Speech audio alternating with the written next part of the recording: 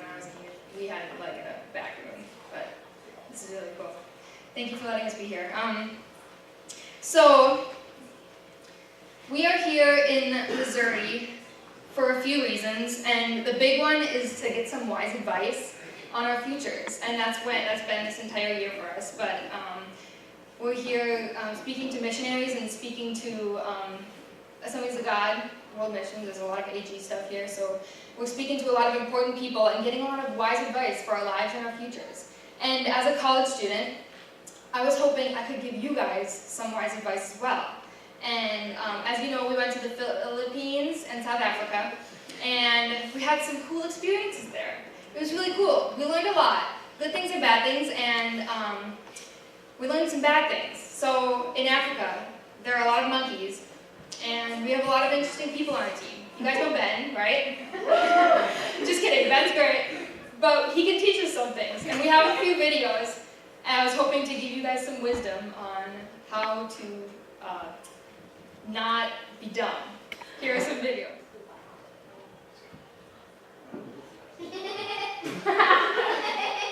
Okay, I don't know if there's sound, but this is one of the encounters we had. Well, encounters Ben had.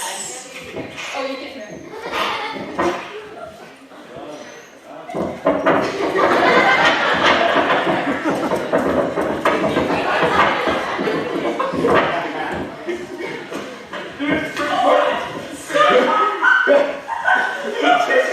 Freaking square! Freaking square!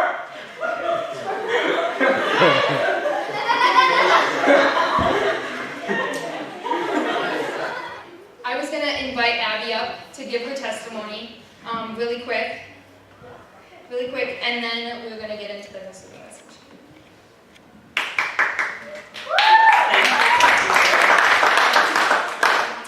Hey guys, so I just wanted to share with you guys my life story, not the whole thing, just snippets of it, just show you guys where God has brought me and the things that I get to say that I did this year and how God has prepared me to that point, I guess.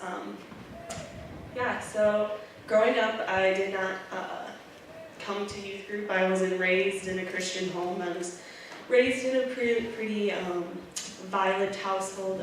My mom and my dad both struggled a lot with drugs and alcohol, and so did my brothers. So that was a really big struggle for me as a child. I didn't quite get the right start, I guess you would say.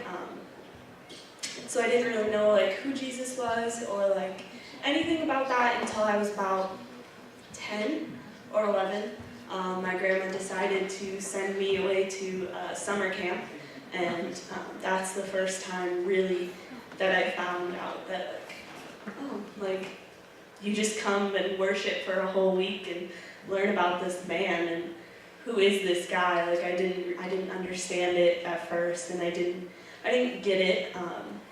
I kind of struggled a lot with well, if I have so many struggles in my family and my household and in my life, how is there a God that's so good? How is there a God that these people praise and worship? They must have great lives or something. That's what I thought of early Christians when I was really young, and that really just got changed. I really decided to pursue this through high school. But I still didn't really get it. I didn't get the personal relationship with God. I didn't understand being a Christian means committing your whole life to Him, every single part of it. I didn't understand that when I got to high school, and so my junior year or my sophomore junior year of high school, I decided to start drinking and smoking and not doing Christian things, not doing good things for me. I went down a really bad path. I was just not happy, so I was just trying to get things or do things that would somehow try to make me happy. That's what I thought, and I told myself everything was fine. I'm okay, everything's good. I have a house, I have a bed, I'm fine. I have friends, everything's okay. And obviously it wasn't. So I was planning on my senior year going to a different school in St. Paul, Minnesota, and I was going to do that. I had that all planned out, and I was still, my senior year, just like not living a Christian life, just like still really down that bad path. And then March 15th, 2018, I lost a really close friend of mine to a car accident.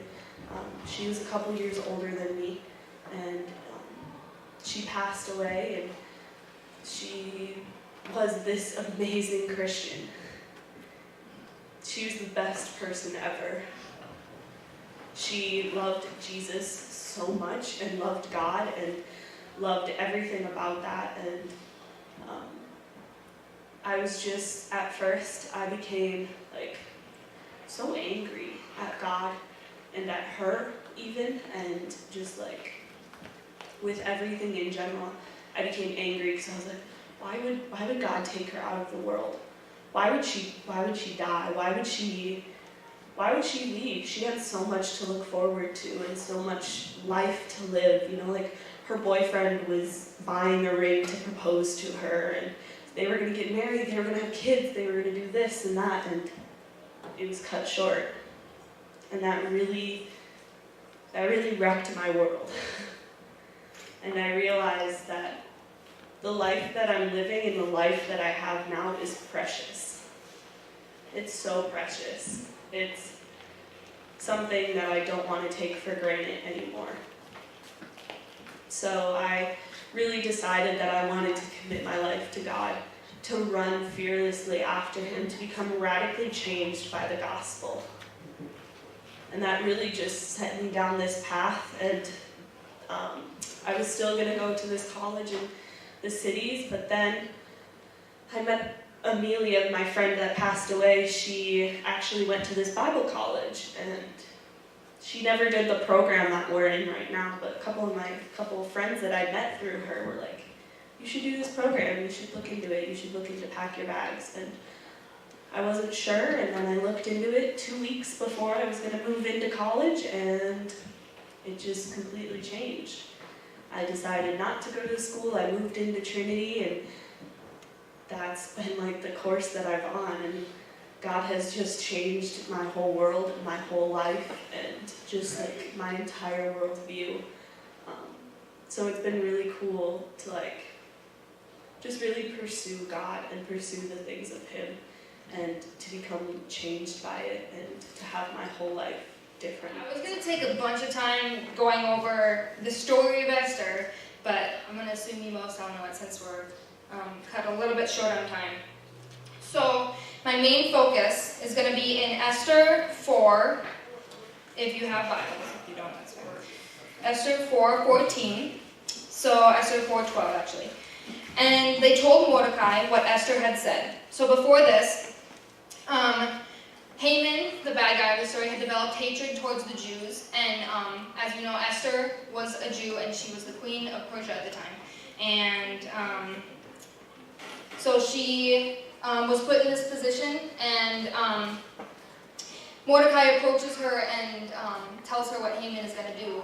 He's going to try to annihilate all of the Jews, and because of this hatred of Mordecai, which turned into a hatred of all the Jews. So verse 12 in chapter 4 says, and they told Mordecai what Esther had said. Then Mordecai told them to reply to Esther, don't think to yourself in the king's palace that you will escape any more than all the other Jews. For if you keep silent at this time, relief and deliverance will rise for the Jews from another place, but you and your father's house will perish. And who knows whether you have not come to the kingdom for such a time as this. So before this, actually, Mordecai had approached Esther and asked her if she would go to the king against the law, go into the throne room and beg for the Jews' life, that he take away the decree that all the Jews would be annihilated. And this was his reply to her after she was like, no, that's stupid. Are you kidding me? You're trying to kill me. So Esther 4:12-14 reveals to us that Esther had a purpose.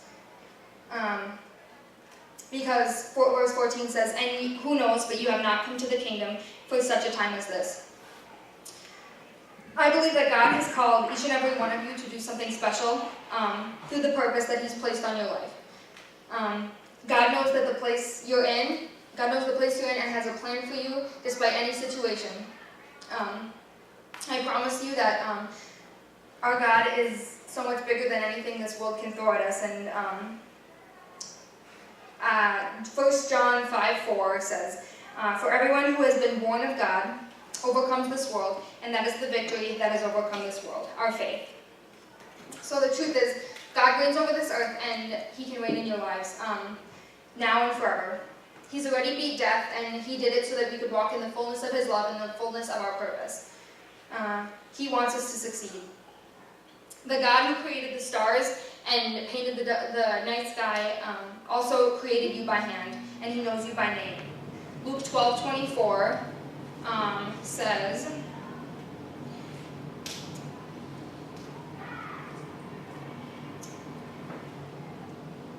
but if God's clothes the grass, which is alive in the field today and tomorrow, and is thrown into the oven, how much more will He clothe you, O ye of little faith? Instead, seek His kingdom, and all these things will be added to you. Do not worry what you're going to eat or drink, nor be worried. Instead, seek His kingdom, and all these things will be added to you. Fulfillment and walking in our purpose only comes when we hold fast to what God has called us to do, and hold fast to who He says we are.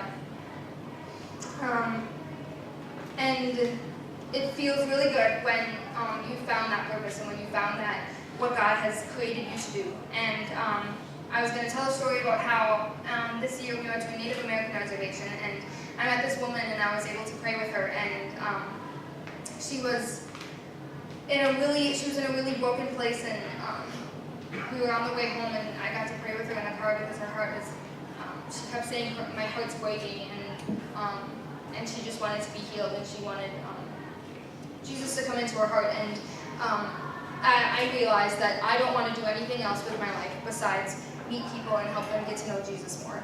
And I believe that God has a purpose and a calling for each and every one of you. And it's only when we hold fast to Him and His Word, when we're completely willing, when He'll start to put those burdens in our hearts. Esther 4:14-17. 14-17 says, so then Esther told them to reply to Mordecai, Go gather all the Jews to be found in Susa, hold a fast on my behalf, do not eat or drink for 3 days, night or day, and my women will also fast with you. Then I will go to the king, though it is against the law, and if I perish, I perish. Strength, in my definition, is being able to stand upright in the middle of the wind and the waves that are trying to toss you over. Strength is standing strong in the face of everything that's being thrown at you. Temptations, family problems, fear, unsure in your identity. And I think it's important to realize that it's okay to be unsure sometimes. Esther was a little bit more than unsure. She didn't feel good enough. She didn't feel like she was going to work through anything at all. And yet she was willing. She walked into the throne room, and as the king held up his golden staff, and God worked through the situation. 2 Corinthians 12:9 says, my power is made perfect in weakness. Therefore I will boast all the more gladly in my weakness. I'm content with weakness, insults, hardships, persecutions, and calamities. Esther definitely felt like she was weak, and so can we at times, and so did I at the beginning of this year. But God has shown Himself to be sovereign throughout all of it, just like He did to Esther, and He can do it with us too. For when I'm weak, I am strong, 2 Corinthians 12:10. When I'm in the middle of the storm, I'm strong. In the unsureness and the insecurity, in the addiction and the fear. I know that there's a God who loves me more than anything on earth and in heaven or in the universe and wants me to succeed. When I know this and I'm sure of this in spite of everything else, that's strength, standing firm.